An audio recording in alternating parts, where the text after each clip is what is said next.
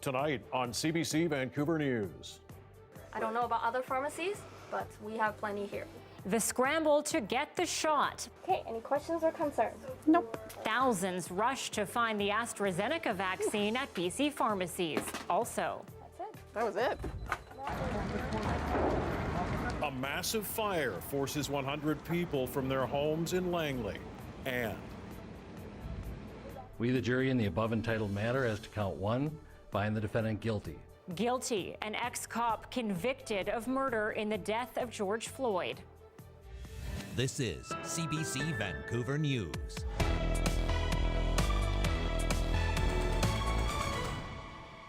good evening and thanks for joining us tonight. Well, the race truly seems to be on. Yes, many British Columbians over 40 are scrambling to try to get the AstraZeneca vaccine. Some pharmacies are running out of shots entirely. But as Isabel Regem tells us tonight, doses are available with a little bit of digging. At 40 years old, Jackie Hofford is among British Columbians who became eligible for vaccine yesterday. The phone hasn't stopped ringing since this morning. 24 hours later, she's getting a first dose of AstraZeneca. I didn't expect it to happen so quickly. BC opened up the vaccine for people aged 40 and up a day after Alberta and Ontario also lowered the age minimum, reassuring the public the vaccine is safe. The update created a flood of people trying to book a shot. With more than 1 million people between 40 and 55 years old in BC and about 88,000 doses of AstraZeneca available in pharmacies, that's meant a rush to get a spot. London Drugs said this afternoon demand exceeded supply, and most of its 47 locations have wait lists. But for those willing to make a lot of calls, there are still vaccines out there. Checked different pharmacies for appointments and found one that didn't necessarily have a website. And sometimes they don't even have their phone numbers listed, but you can just Google them. This pharmacy in Vancouver's Chinatown says running out of vaccines is not a concern. Lack of vaccines? No, we actually have plenty. And it's not just pharmacies administering doses of AstraZeneca to people 40 plus. 13 communities with the highest rate of cases, including 9 in the Fraser Valley, are getting special clinics to accelerate the rollout. Dawson Creek and Squamish also on the list. Hofford admits initially she had reservations about getting AstraZeneca. I have a blood clotting genetic condition, I guess. So I contacted the hematologist and my GP to ask for advice, and they both got back to me really quickly and said the risks of COVID are actually more dangerous for you than the risks of the vaccine. Now there's relief. She secured her shot of a vaccine in high demand. Isabel Regem, CBC News, Vancouver. And more than 34,000 people in our province got a COVID shot yesterday. The province has now administered more than 1.4 million doses of the COVID-19 vaccine to British Columbians. It comes as another 849 new cases were recorded today and signs of a possible plateauing of the numbers. But the number of patients in hospital is still creeping up, now at 456, with 148 of those in intensive care. There are concerns tonight about our province's new travel restrictions. By this Friday, orders will be in place that'll only allow you to go outside your health region for essential reasons. There will be random police checks, and as our Zara Premji reports, it's triggering fears from minority communities around the province. There could be fatal outcomes. Random roadside checks by police, like the ones we see during the holidays, could be dangerous, especially for those from racialized communities. A fear for this lawyer who says she's seen it happen before. Hey, sir, how are you doing? What we do know is that once a police officer stops an individual, they have unfettered power to do what they like. They also have a disproportionate amount of power in that situation. They're carrying guns. Her sentiments echoed by many, including the BC Civil Liberties Association. It says if police will be questioning drivers, there's a problem here. To give police the authority to ask people where they're going, where they're coming from, and for what purpose is not something that is currently legally authorized under the law. Walia says data has been collected over the past 10 years from municipal police forces across the province, and she says it shows Black and Indigenous people are more likely to be stopped and questioned by police. Black and Indigenous youth get stopped in their car on this particular road. Will they be taken seriously when they say, oh, I'm just going to the doctors?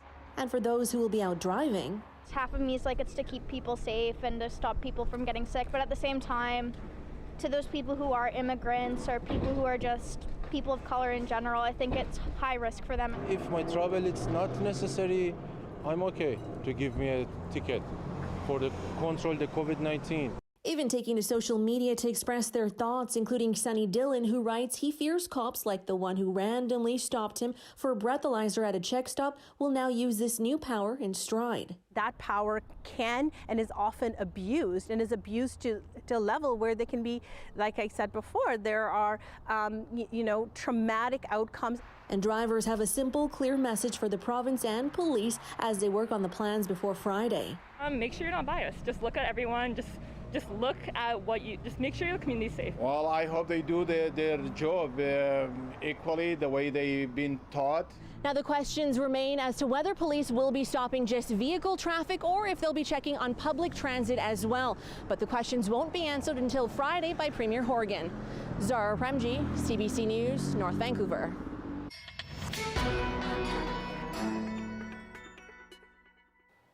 BC's 2021 budget shows the province is facing at least 3 straight years of deficits, including a whopping $9.7 billion in the red for the current fiscal year. Tanya Fletcher is live with a breakdown of what's in the BC budget this year. Tanya, take us through the highlights. Yeah, healthcare spending was front and center. No surprise, this was really a pandemic budget, but here's what else is in there. So $800 million will go towards ongoing business supports through the pandemic, but only $120 million will directly target tourism. $500 million will go to InBC. That's a program to attract and keep businesses and jobs in this province. Over $3 billion is set aside for pandemic and recovery contingencies, but at this point remains largely unspent. The only new funding for housing is $2 billion for BC's Housing Hub program. That was already announced last week. $500 million will be environment focused through new Clean BC investments. And overall, yes, the biggest spending will be $4 billion on healthcare. But if you look closely, the Mental Health and Addictions Ministry on its own is only getting a spending bump of $23,000, while the Premier's office is seeing a budget increase of nearly $4 million.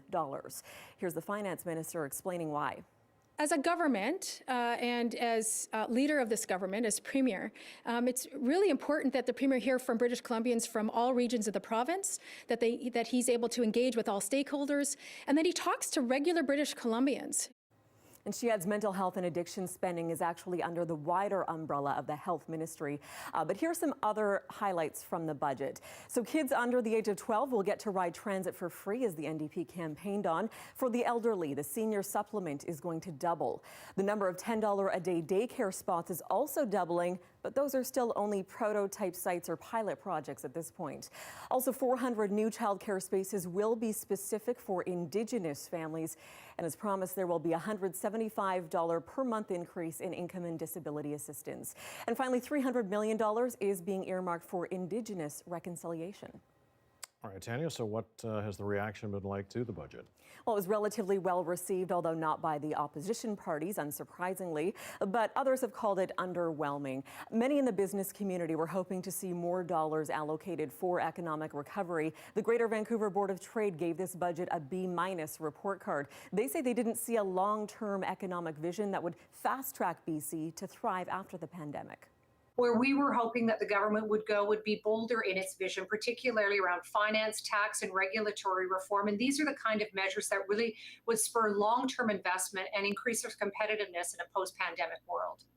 As for unionized workers, the biggest criticism was no paid sick leave. BC had been pressuring the federal government to include that in yesterday's budget out of Ottawa, but the BC Federation of Labor says they failed on that, and today so did our province in not picking up the slack.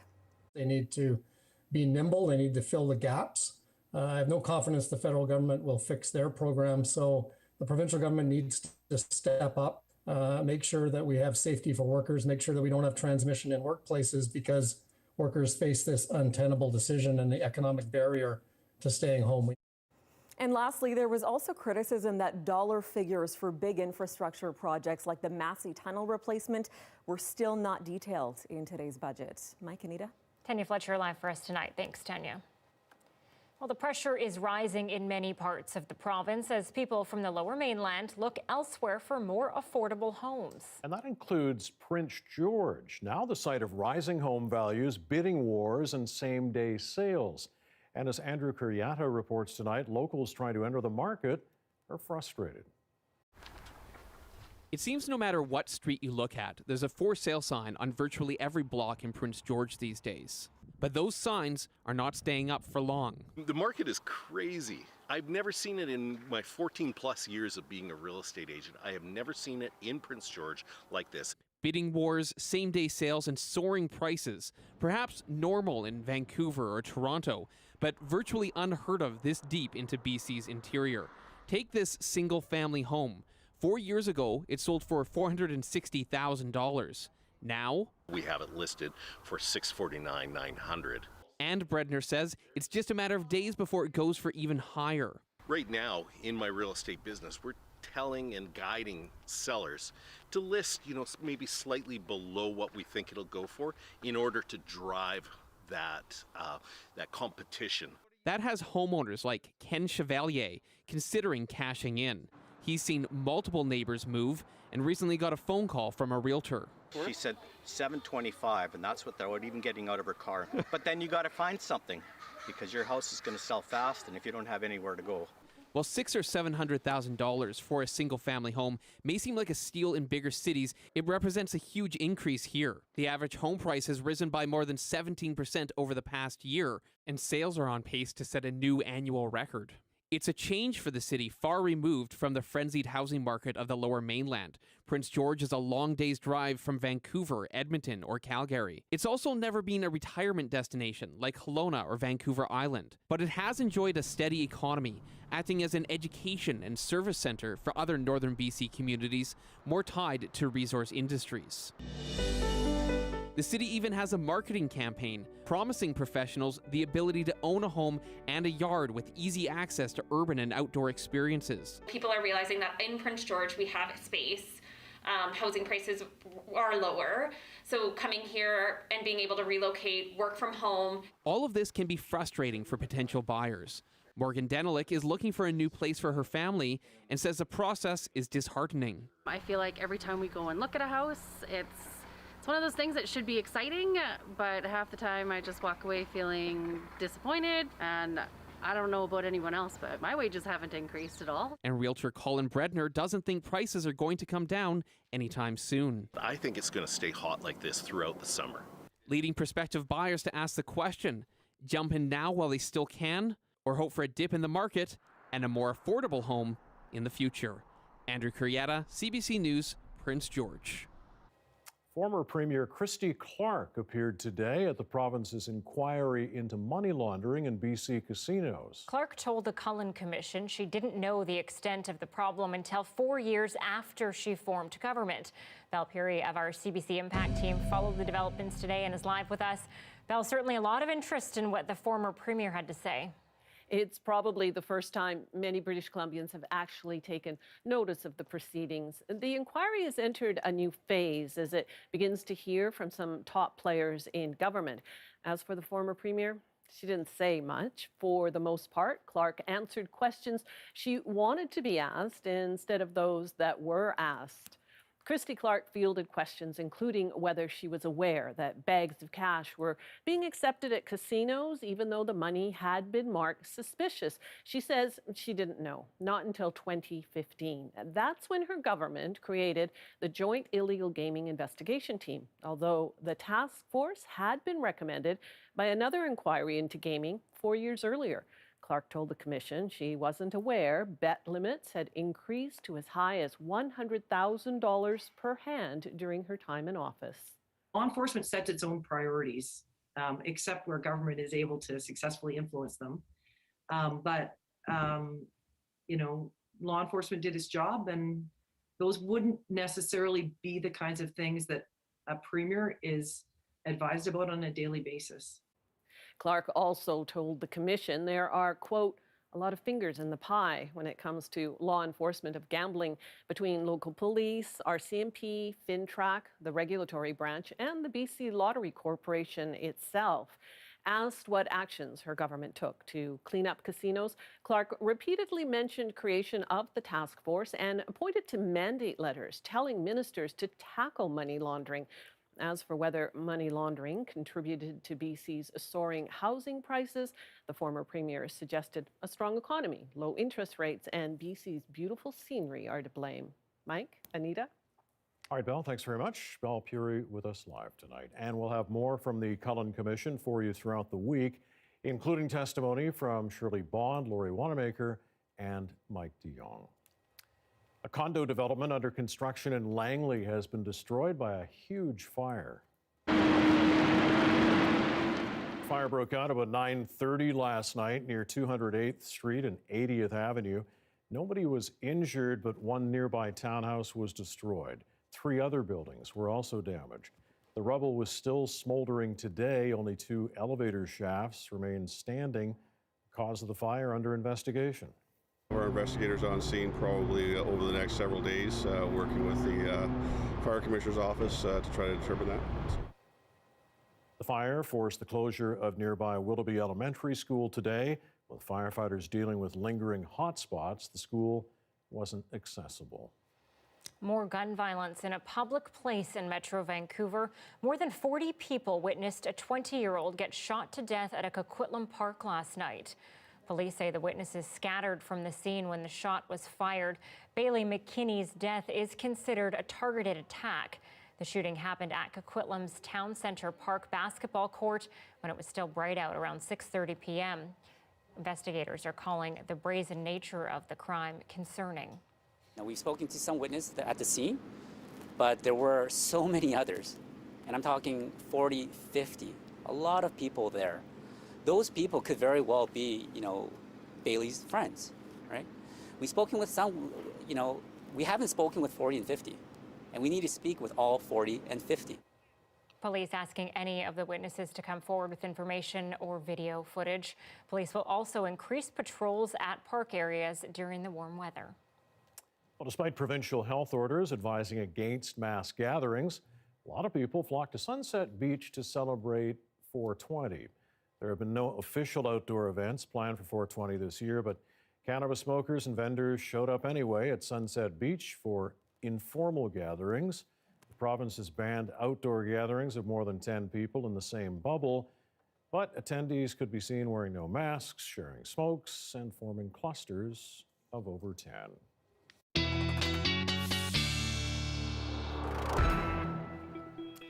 Beautiful, Tuesday night on the South Coast. Johanna Wagstaffe is with us now. I found myself just complaining a little bit this morning, got up, went outside, and it was like, oh, it's a little chilly. This is outrageous. This is not allowed, but no, it still was stunning. Just stunning. Yeah, I'm going to let that pass, Mike, because I kind of did the same thing. Yeah, it was like, where's our 15-degree morning that quickly moves into a 25-degree afternoon? Yeah, it was slightly cooler this morning thanks to cooler interior temperatures. Let's take a look at where we're at now with the current temperatures. We are still well above our seasonal, 16 at YVR, still hitting the 20s inland, but you'll remember this weekend we were hitting the mid to high 20s for places like Abbotsford, and even away from the water just by a few blocks we were hitting the low 20s. So yeah, it's a touch cooler, but keep in mind our seasonals, our 30-year average seasonals are still 14 for this time of the year. So that'll put it into context for both Mike and I and others who thought the same thing. We are dealing with similarly chilly starts comparatively to our weekend. Take a look at tomorrow's highs, high teens. So yes, a couple of degrees cooler for the next few days, but we still get to be under this high pressure ridge. Most of BC does, in fact. There is a cold front tracking through the Peace and through the central interior tomorrow, and that's going to drop temperatures dramatically for eastern BC, but we don't see it until the end of the week. Dun, dun, dun. So I will keep you posted. I'll let you know the impending showers later on in the show. But for now, I love this story. A Williams Lake family relocating to Australia found a creative way to spend their 2-week hotel quarantine down under. Yes, you're looking at a Bagosaurus. It's a 1.5 meter tall dinosaur made from takeout containers, an ironing board, and of course, paper bags. Took the Catalano family 20 hours to make. They say their 3-year-old daughter came up with the idea. When they can leave their quarantine, the family plans on keeping the head as a souvenir and recycling the rest of the body. I mean, kill the time somehow. Yeah, but that is very good. I didn't expect it to look that great. The Bagosaurus, it's one of a kind. Yeah. And just a reminder, you can also watch this newscast live on CBC Gem. CBC Vancouver is also on Facebook, YouTube, and Instagram. A Minneapolis jury has found ex-police officer Derek Chauvin guilty of second-degree murder in the death of George Floyd. Reaction to the verdict just ahead.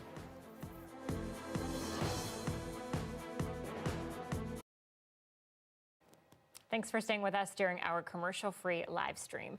Nova Scotia's Lake Bannock is a busy spot these days. Since the end of March, Canadian women's kayak team has been training there. As Colleen Jones reports, the women's K4 team is qualified for this summer's Tokyo Olympics, which are still a go, at least for right now. That's Andréane Langlois. She might look like she's by herself, but take a closer look. She's on a team that moves as one. This is the women's K4 team. Behind Andréane is Nova Scotia's Michelle Russell, then Alana Bray-Lougheed and Maddie Schmidt.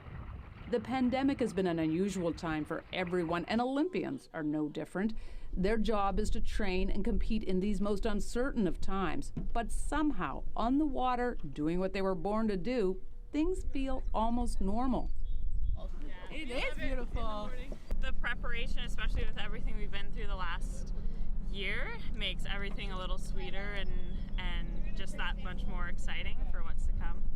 Ready, set, up! They have qualified for the women's K4 500-meter event in Tokyo. The very hope that the Olympics will happen gives their training purpose and meaning.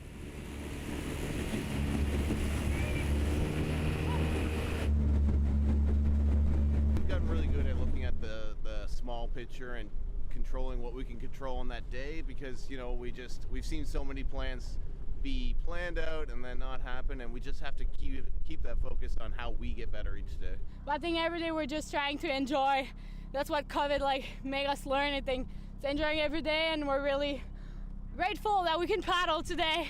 Normally at this time of the year they would be in warm Florida training. COVID brought them to chillier Nova Scotia.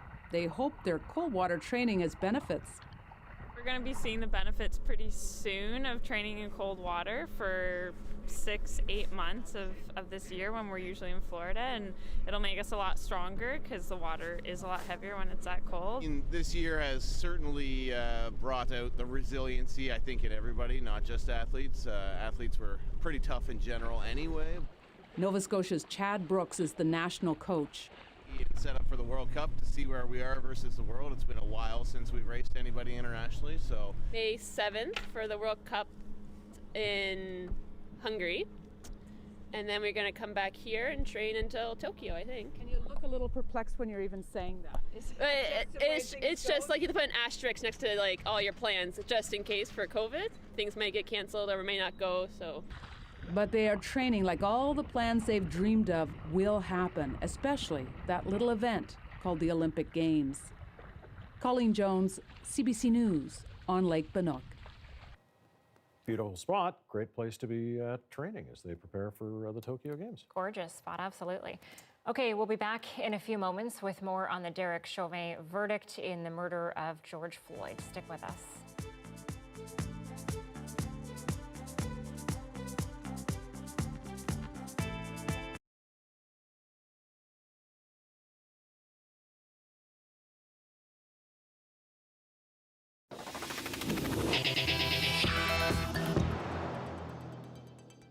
Former police officer Derek Chauvin has been convicted of murder in the death of George Floyd. Last May, while Floyd had been detained, Chauvin pressed his knee on Floyd's neck, a move that ultimately killed him.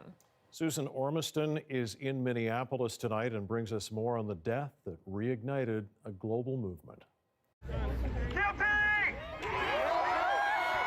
Guilty, 3 counts, a clear verdict. Prayed for, hoped for, but overwhelming all the same. George Floyd! I feel so good! George Floyd's murder seared souls and broke hearts. The guilty verdict helped stitch them up. I can breathe. I can breathe. I'm so excited today, you guys. We, the jury, in the above entitled matter as to count 1, find the defendant guilty. This verdict agreed to this 20th day of April, 2021. Inside court, Derek Chauvin was stone-faced as the judge read out his fate, barely showing any emotion in the 3-week trial. Chauvin was handcuffed and left the court to be sentenced in the coming weeks. A victory for the Floyd family, taking a call from U.S. President Joe Biden. At least, God, now there's some justice. Right. Ben Crump, the family's lawyer, elevating today's significance. This is a victory for those who champion humanity over inhumanity, those who champion justice over injustice. The family kept Floyd's name alive for nearly a year. What a day to be a Floyd, man. Wow. They believed his murder and the trial could shake up a pattern of injustice. It was a motion picture, the world seeing his life being extinguished. And I could do nothing but watch. On the streets this evening, pent-up hopes for lasting change. Step forward. We still have a long way to go, but boy, we made that first step today. Minneapolis, bracing for whatever verdict, felt relief. It's a good day in Minneapolis. Even so, high emotions sparked a tense moment for a confused semi-truck driver who rolled into the crowd, was seized on by a few men before resuming the route. We want freedom, freedom! But in the main, relief and celebration. That's Susan Ormiston reporting from Minneapolis tonight, and this is a live shot in Minneapolis this evening. George Floyd Square is where these people have gathered. This verdict came down many hours ago, but the crowds have gathered here and elsewhere, many in a celebratory mood at the result of this guilty verdict for the former Minneapolis police officer. But as you can see, things are peaceful, and this crowd is staying put, at least for now, in Minneapolis. And for so many Americans today, the verdict has brought a sense of relief. Katie Simpson's been following the reaction across the U.S. Tensions spread through Black Lives Matter Plaza. The few who gathered here braced for the worst, a seemingly natural reflex after so many past disappointments. What are you feeling right now? Anxious, nervous, afraid. Complete strangers huddled together with smartphone volumes on high, waiting for the moment that brought equal amounts surprise and relief. Oh, thank God. As an African-American woman, I am glad that I have lived to see this in my lifetime. I never thought I would live to see it, and I am 91 years old. Similar scenes played out in other parts of the country, gatherings to honor the life of George Floyd, whose murder sparked a national reckoning on racism and police brutality. The president recognizing that conversation is far from over. Systemic racism is a stain on our nation's soul. The knee on the neck of justice for Black Americans. Profound fear and trauma. The pain, the exhaustion that Black and brown Americans experience every single day. And for the country's first Black, first woman vice president, a vow to do better. This verdict brings us a step closer, and the fact is, we still have work to do. We still must reform the system. For a community whose pain has been ignored for centuries, this verdict represents a recognition so many never expected. The cards don't always fall our way. It's not fair all the time. Even though it may go the other way, sometimes it just doesn't, it's not fair. What do you think this verdict says to America? It pretty much says that we're here. The police, they have to treat us fairly. And that, yeah, I'm just a loss at words, I'm sorry.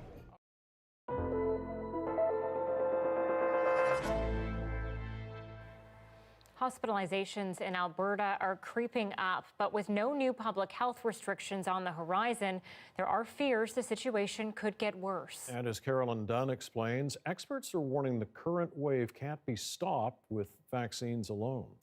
On the first official day the AstraZeneca vaccine became available to those 40 plus in Alberta, I'm so excited.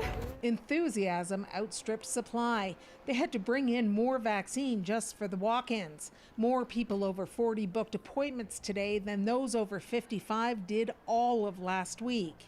Gen X is here to represent, so I am in the 40 plus group. I was up and ready to go this morning. This is a safe vaccine.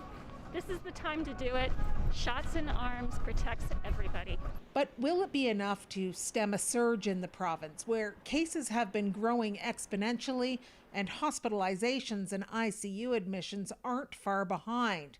The answer, according to the Premier, maybe. We hopefully will see a shrinking percentage of people who get infected ending up in hospital.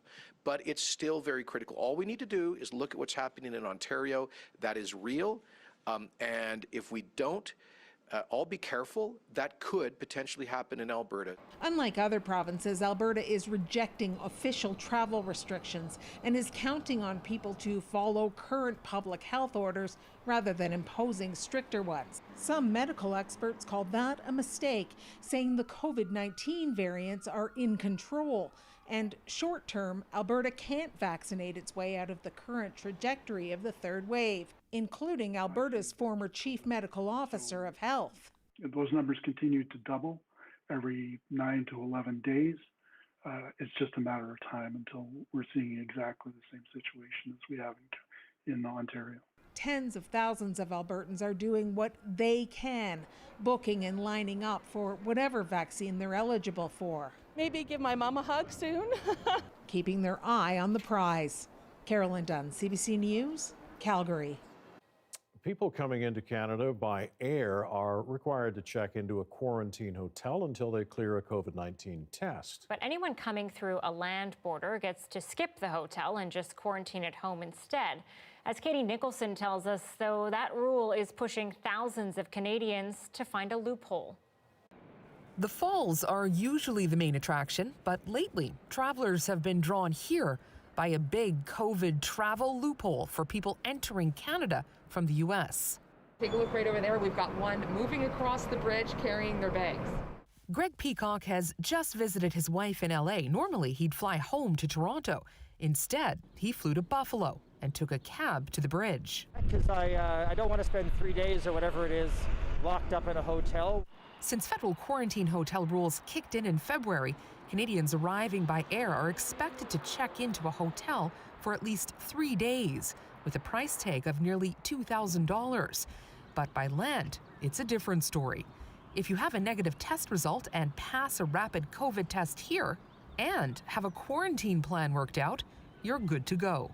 Well, I felt pretty clever at first, but apparently more people are catching on. The flights to Buffalo were packed. The prices are going up. Taxis and limos have caught on to the potential business boom, and snowbirds are only too happy to pay the $350 fee from Buffalo to Toronto to avoid quarantine hotels. It's excessive in the extreme. I think it's punitive. Scott and Carol Rutledge own property in Tampa and were fully vaccinated there over the winter. I think there should have been two tiers of entry. One for snowbird vaccinated people who've been gone for in excess of a month, and others for different rules perhaps for people who've gone on a holiday for 2 weeks. Not far away in Fort Erie, a happy reunion.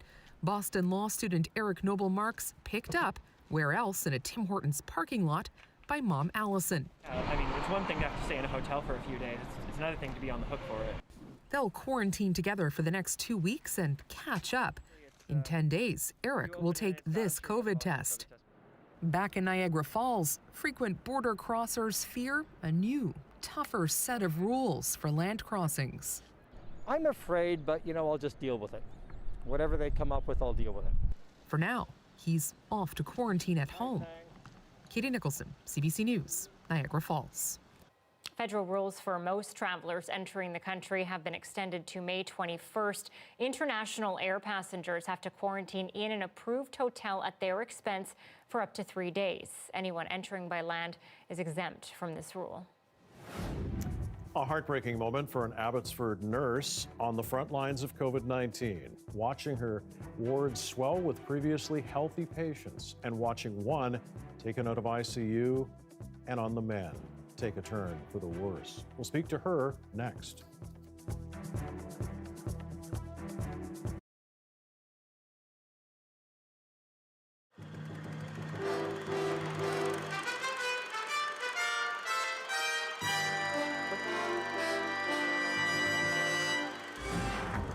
And the cause for cannabis. Why am I here? Because I love smoking pot. Protesters make legalizing marijuana a burning issue.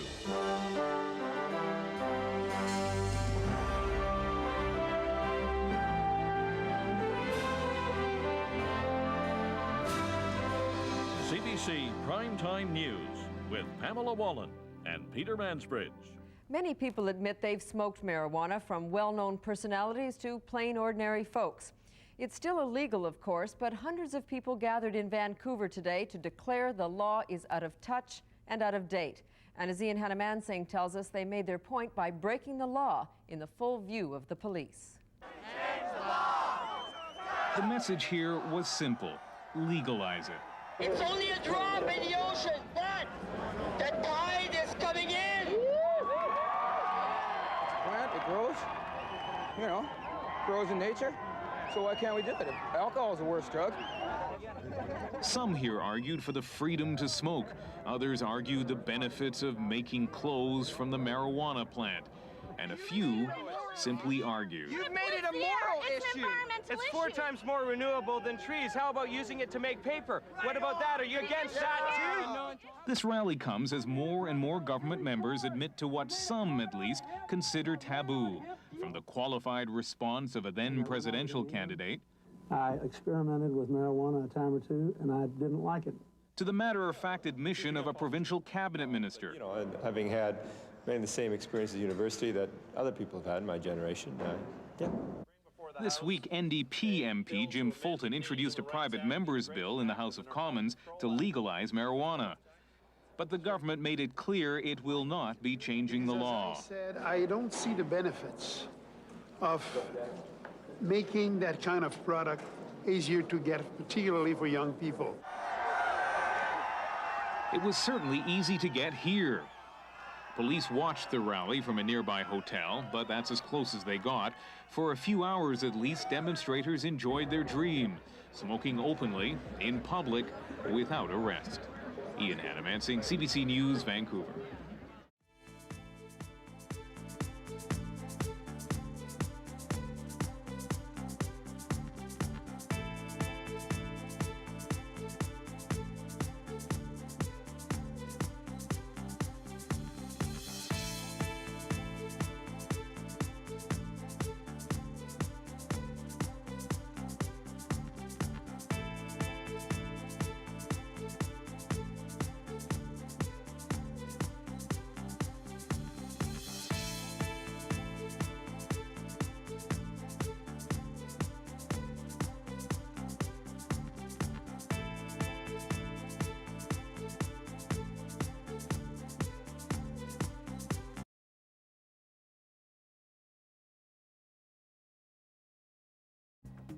Some of the stories we're following tonight on CBC Vancouver News. A condo development under construction in Langley has been destroyed by a huge fire. It broke out at about 9:30 last night near 208th Street and 80th Avenue. Nobody was injured, but one nearby townhouse was destroyed. 3 other buildings also damaged. Cause under investigation. The BC government is projecting deficits in each of the next 3 years as part of its COVID-19 recovery plan. Today's provincial budget provided no new major spending announcements, as most of them were already revealed after last year's BC election. There is a $3.25 billion pandemic contingency to give the province flexibility if the need for more recovery programs comes up. I'm one of those people who is happy to take the first vaccine offered to me. And she's not alone. People over 40 in BC are scrambling to book appointments at pharmacies. The Oxford AstraZeneca vaccine is now available to those in the 40 to 65 age group again, but only at pharmacies. A nurse in Abbotsford Regional Hospital's COVID ward says she's reached the breaking point and is sharing her struggle in hopes it motivates people to take the pandemic and the province's restrictions more seriously. Kendall Skuda posted this picture saying the deaths she's seen weigh on her every day, and she's lost count of how many times she's had to find an empty stock room to cry in. Skuda says she asks herself every day, when will this all end, and when will people take BC's outbreak seriously? Kendall joins me now to talk more about her post and what she's seeing and feeling being on the front lines. Thanks for being with us tonight, Kendall. No problem. The picture says a lot. It's pretty heartbreaking to see. Tell me about it. What had just happened before this?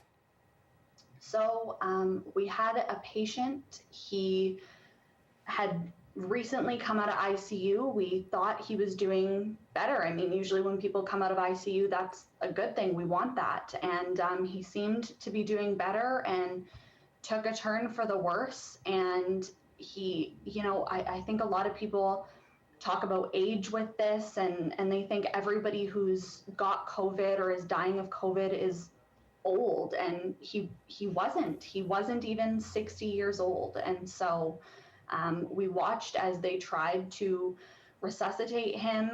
Everyone was there, nurses, doctors, respiratory therapists, you name it. They did CPR, and he couldn't be saved. He lost his life, and we had to watch him die from COVID. It was heartbreaking. And I'm sure you've seen several cases like this, but what was it about this particular one that kind of made you hit that breaking point? I think age did play a factor. I think the fact that there was so much hope around the fact that he had come out of ICU and he seemed to be doing better, and we loved to see that. And it was such a positive experience that just turned so negative so quick. And I think, we've been at this over a year, and like you said, I've seen it so much. I've seen so much death, and something about this one just really hit hard. He's, the patient's close to my parents' age, and so I can't imagine them getting sick and dying. It just breaks my heart. You just said you've seen so much death. When you get home at the end of the night, what do you feel? Oh, heartbroken, worn out, broken down, just done. I keep fighting, and we go every day, and everybody always says you don't take your work home with you and try to leave your work at the office, but unfortunately as healthcare workers we can't do that. We feel it all, and we bring it all home with us. So in your post, you ask people, when will they start taking it seriously? When will they start taking restrictions seriously? Why are you asking that? What are you seeing? I felt compelled to post that because I know yesterday they announced a lot of things in terms of traveling throughout the province. And I mean, I feel like every time that Dr. Henry comes on and announces things, people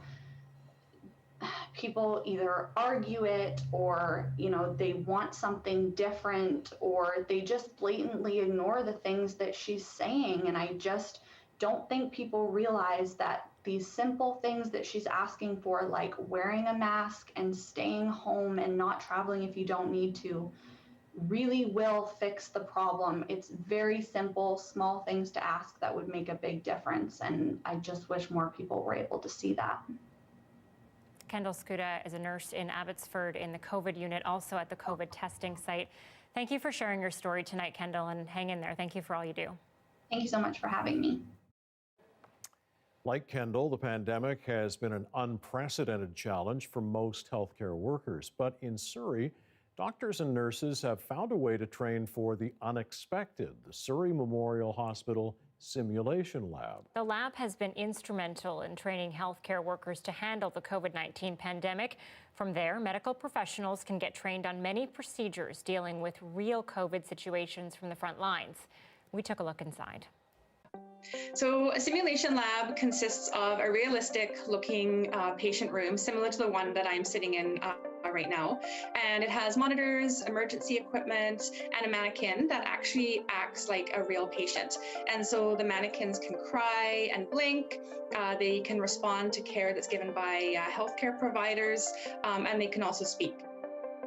Learners who use the simulation lab can come in and practice situations that are high risk, low frequency, meaning some situations that we don't get to see on a regular basis. So such as patients that maybe have a car accident, or as well as situations related to COVID-19. So simulation encourages team training by building on teamwork and communication skills, helping to identify roles that are required during specific situations, as well as practicing some of the protocols that are needed within COVID-19 pandemic. Well, a day after the federal budget unveiled an ambitious childcare plan, the federal Liberals hit the promotional tour, trying to keep their plan afloat and their government as well. And at 6:44, you're looking at a live shot just in front of Science World there. A touch cooler today than previous days, and temperatures will be dropping slowly over the next few days before the rain washes in. Johanna has the forecast next.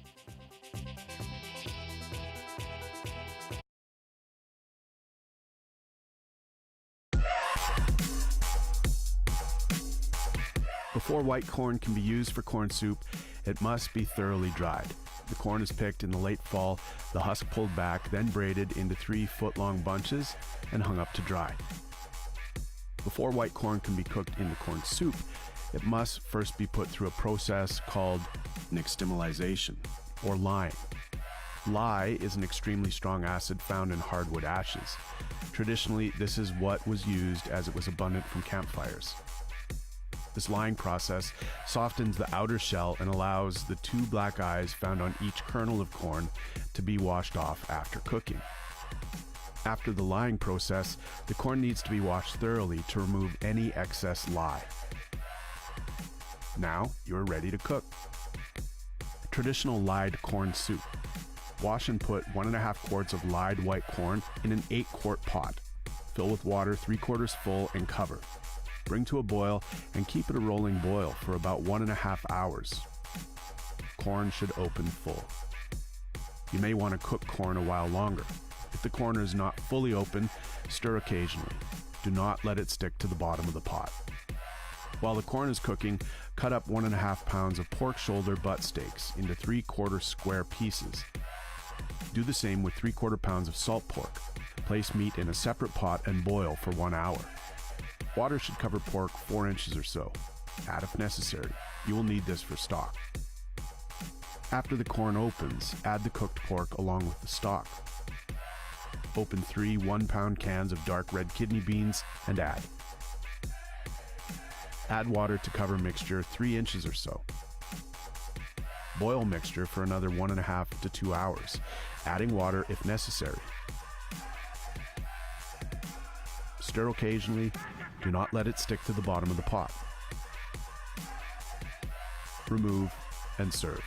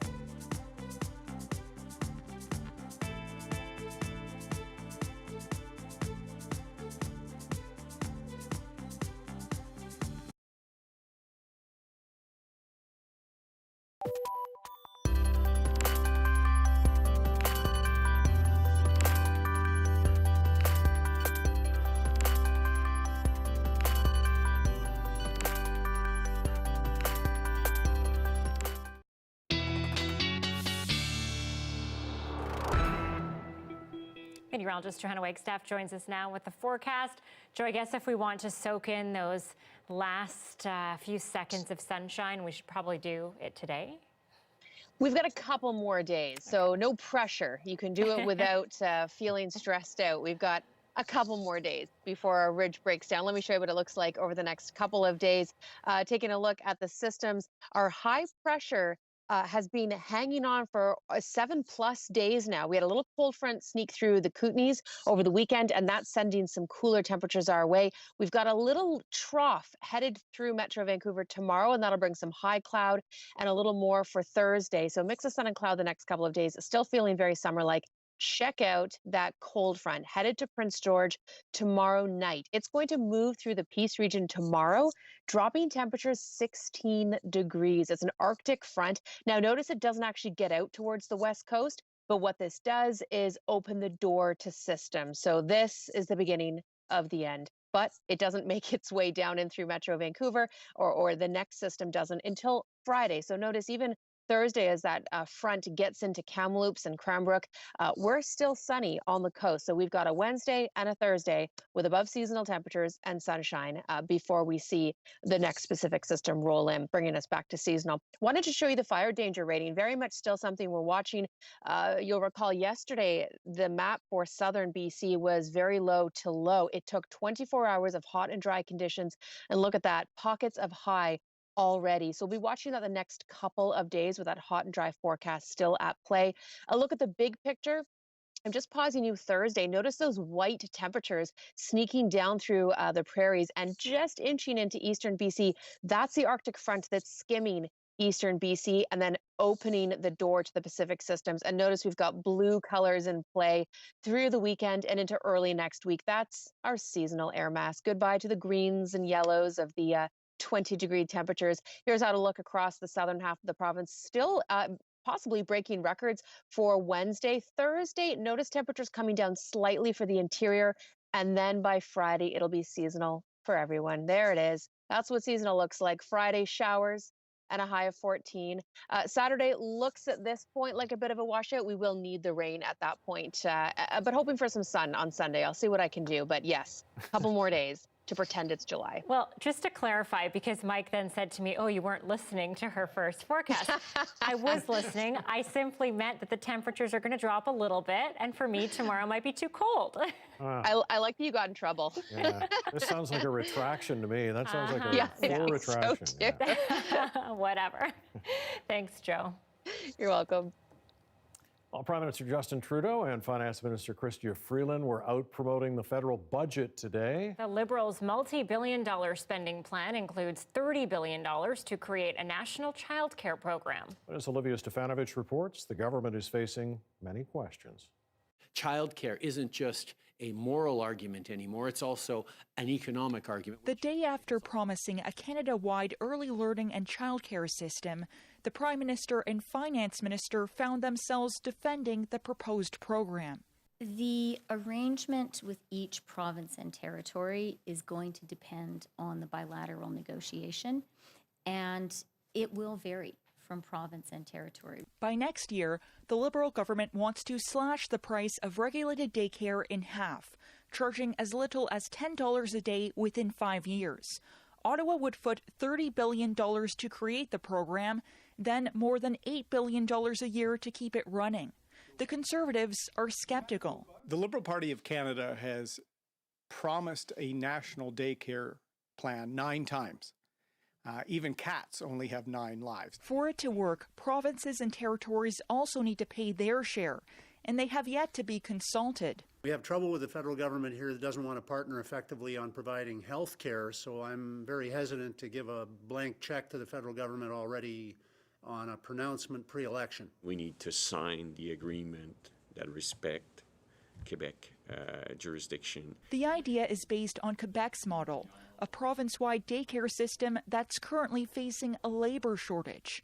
We will make the necessary improvement in our daycare network, and we understand the urgency. I think it's going to be massive when it's finished. In rural Nova Scotia, this mom pushed back her return to work to avoid having 2 kids in daycare. at the end of paying childcare, rent, and the other household bills, I wouldn't really have any extra money. She says the program could allow parents like her to get back to work without worrying about having enough money to support their children. Olivia Stefanovic, CBC News, Ottawa.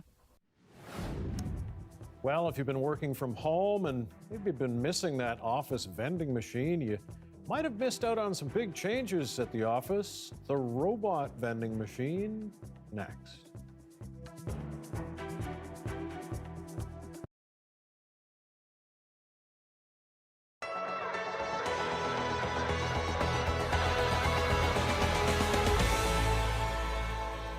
Look myself in the mirror, in the eyes, and tell myself I am strong, I am To bold. feel confident, beautiful, no matter your size. It's plus-size model and fitness trainer Sarah Taylor's life. Last month, she woke up to find her Instagram account locked. I thought, oh, maybe somebody's trying to hack my account, because I have seen that happen. And I was like, okay, if somebody's trying to hack my account, I'd rather be protected. After trying to contact the company multiple times, her account was then deleted. The response she got? So they said my account was permanently deleted and would not be reactivated, basically, and that it was because I violated community guidelines, and sent me a link to all the guidelines. But they didn't tell her which guidelines were violated. Taylor has her own suspicions, and she's not alone. I think it has something to do with censoring marginalized bodies. Sometimes my posts are just randomly removed. Sasha Roddick had this post deleted from her Instagram, citing a bullying violation. The post celebrated the expansion of a clothing line to include plus sizes. It makes us kind of uncomfortable to even be on the platform, because it's like, are you saying that my body is wrong? Are you saying that I'm not allowed to be here in my skin, in my body? You look on the other side and then you see thin white women flourishing, boobage, thongs, shaking booty. And here I am trying to encourage everyone to love who they are, and my posts are being removed. It's very discouraging. Last year, public censorship accusations from a plus-size model against Instagram sparked controversy, resulting in a change in policy. But the problem appears to persist. And I posted a plus-size queer woman just dancing in like full coverage underwear and a bra, and it was deleted for adult sexual solicitation. Kayla Logan blames the company's algorithms. She says Instagram has wrongly slapped her with 12 violations in the last 24 months. Her branded button was removed, affecting her livelihood. Months of appeals have proved unsuccessful. As these bots look to detect if there is more than 60% of skin showing. Problem with that is if you have someone who is a size 0 versus a size 20 wearing the same garment, whether that's lingerie or swimwear, the person who's fat or plus size is obviously going to have more skin showing.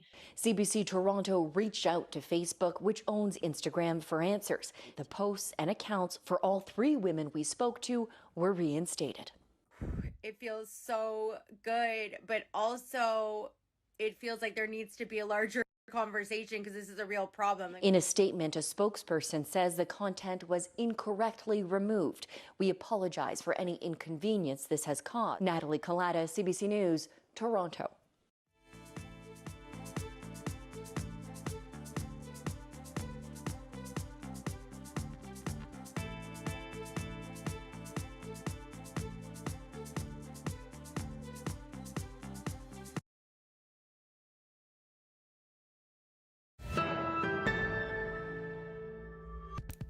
For those of us still working inside office buildings, sometimes we can't help but crave treats as we work. Yes, but some office workers in Japan don't have to go out of their way to grab a bite.